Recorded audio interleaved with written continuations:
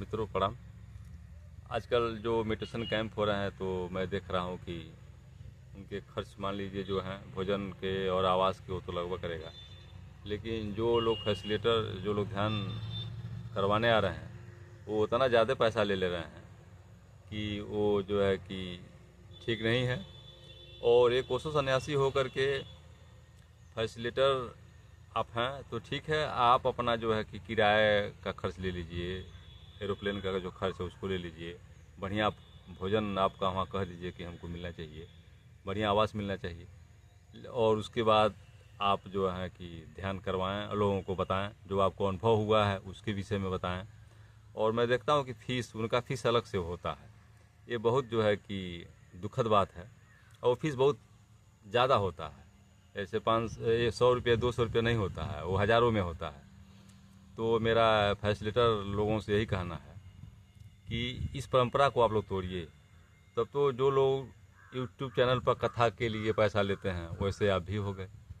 यानी ध्यान की माध्यम से आपका धन के पकड़ पर काम हो नहीं पा रहा है। आप जो है कि उसी पैसे को लेकर के आप जो है अपना अलग एक सांसारिक कार्य बनाए हुए रचे हुए हैं, तो कहते हैं कि उसमें हमको पैसा ज़्यादा चाहिए, चूँकि वहाँ पर आप खर्च कर रहे हैं। तो मेरे कहने का मतलब यह है कि आप कोई फैसिलिटेटर है, कोई गाइडर है, कोई ध्यान के मार्ग को निर्देशित करने वाला है, तो आप एक उसको गरिमा के हिसाब से होना चाहिए ताकि लगे सन्यासी है। ओशो के आश्रम में भगवान श्री पूना में थे तो उन्होंने कोई फीस नहीं लिया। भगवान बुद्ध 40 साल तक गांव गांव भटकते रहे, लोगों को बताते रहे, कोई पैसा नहीं लिया। बहुत लोग आए, फल फूल वगैरह भी प्रदान कर रहे थे, तो उन्होंने कहा कि मेरा इस समय पेट भरा है, हमको अभी आवश्यकता नहीं है, बाद में इसकी आवश्यकता हमको पड़ेगी तो हम ले लेंगे। महावीर भगवान है इसी तरह करते रहे।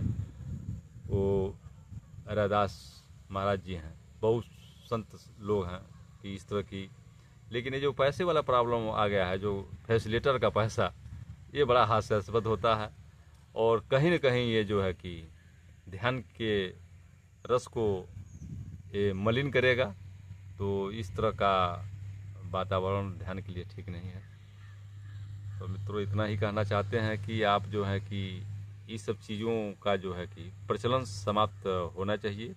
एक प्रासंगिक रास जो है कि आप ले सकते हैं, लेकिन बिजनेस अगर कर रहे हैं तो भाई तो बिजनेस ही कीजिए। तब ध्यान के माध्यम में उस बिजनेस को न लाइए, आप कोई और बिजनेस कीजिए। धन्यवाद, नमस्ते।